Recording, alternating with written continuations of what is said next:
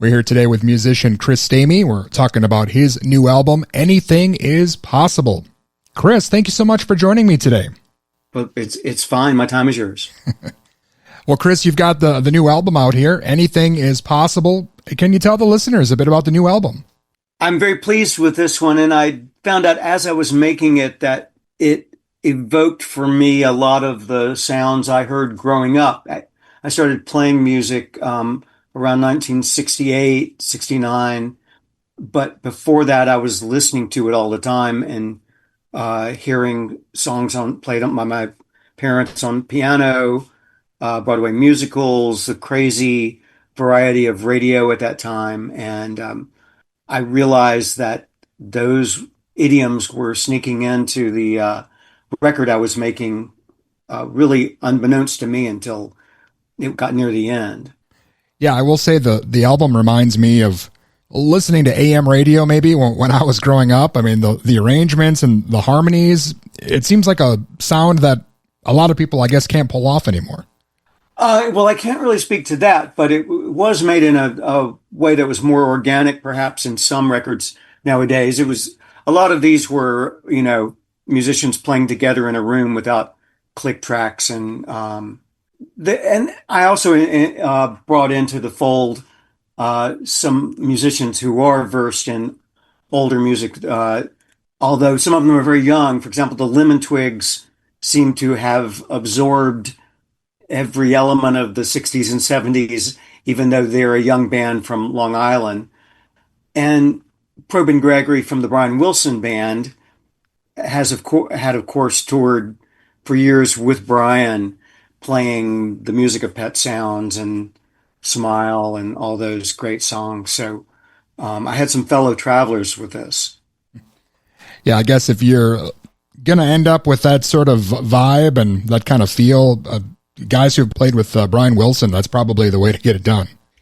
Yeah, you have to up your game to play some of those arrangements, and also be very dedicated. But I'm also a lot of people on this who are not maybe as nationally known were incredibly valuable. Well, some people know Mitch Easter, who produced REM and was in Let's Active. But Pat Sansone from Wilco, and who plays with me in the Big Star Quintet, was also a great help. My friend Wes Lashow, who's a studio designer and longtime musical mentor, helped produce the record. We have a good musical community here in North Carolina, and some of the players, such as Jason Foreman and Dan Davis and Charles Cleaver, are not nationally known, but are really fantastic. It is great that you're able to call on all these different musicians, and when you get all these different ideas, different sounds, you come up with Anything Is Possible. It's great that you're able to have that kind of Rolodex. Yeah, I guess it is. I mean, I think, it's like minds. I mean, I've been at this music in the music racket for a while now. Yeah, I wanted to ask you about that. I know you've played with a lot of people over your career, and of course, you played with Alex Chilton. I wanted to ask you a bit about your memories with that. I imagine he's had a major influence on you and this new album probably as well.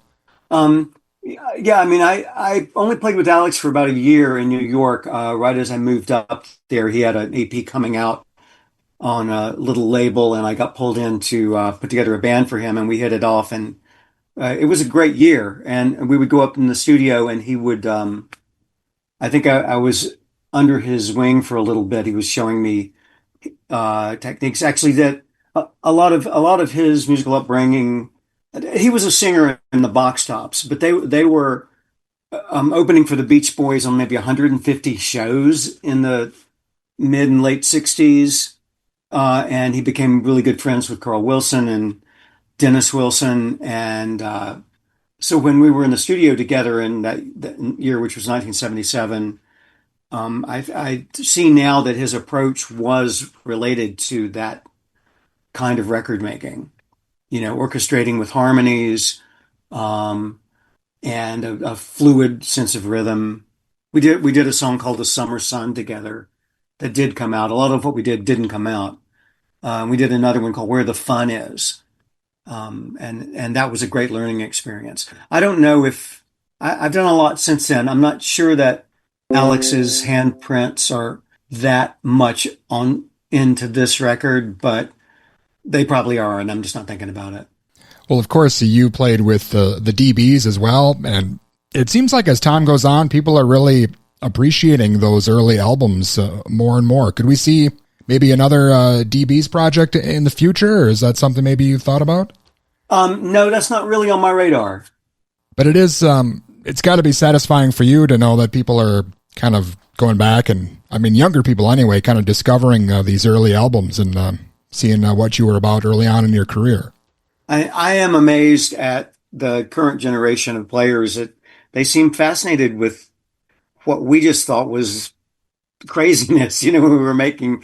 I mean, I've only worked with music that I believed in, but some of it I never thought would have been as persistent as it is now. Well, Chris, I know you're busy outside of the music stuff. Are you still producing things as well and running modern recording, or are you still doing that side of things?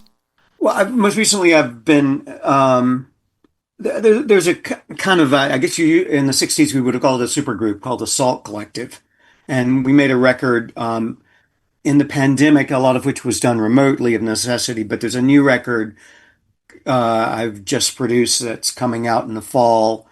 That's really great, and it has a crazy list of contributors. It's really helmed by a guitarist in Paris named Stefan Schuck, who often writes snatches of melody and chord progressions and then collaborates with other people. But I guess Andy Partridge wrote some things with me for this record. Andy was in a band called XTC. Matthew Cause from Now to Surf has been crucial to this. Gene Holder from the DBs, Mitch Easter again, and Amy Mann's been involved, Pat Sansone again. I'm going to leave out like 20 names, I know. Mike Mills. It's really it's a very diverse and very beautiful record. I can't wait till people hear it. And again, Anything Is Possible is coming out here. And I know you've had some shows here this summer. What are we in for, I guess, with the Chris Stamey show? Do you have a full band with you on the road? No, I've been playing with, I've kind of been following the local honey paradigm. I have written arrangements, and when it is feasible, I'll get friendly cellists and violinists and flautists and trumpet players and to join me. Sometimes it's with really great local rhythm sections.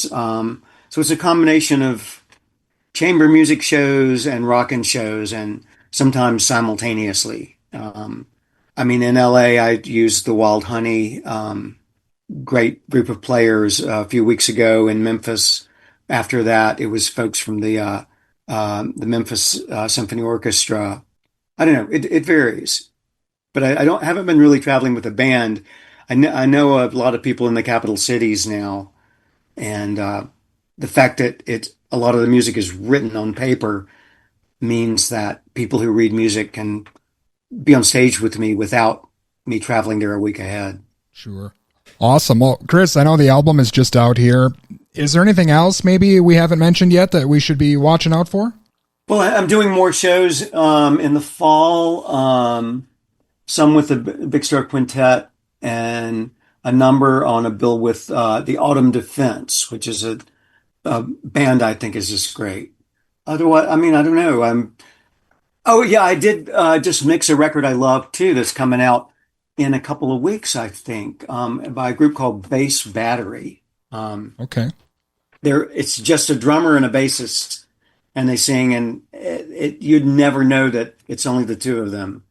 A lot of was done live in the studio with a few careful overdubs, and it's a super cool record. So that's Bass Battery. I'm really excited about it. Well, Chris, thanks again so much for your time, and I'm digging the new album here, and I hope we can speak again sometime. Thank you so much. All right. Well, thank you. And again, that was Chris Stamey, formerly of the DBs. His newest album, Anything Is Possible, is available now.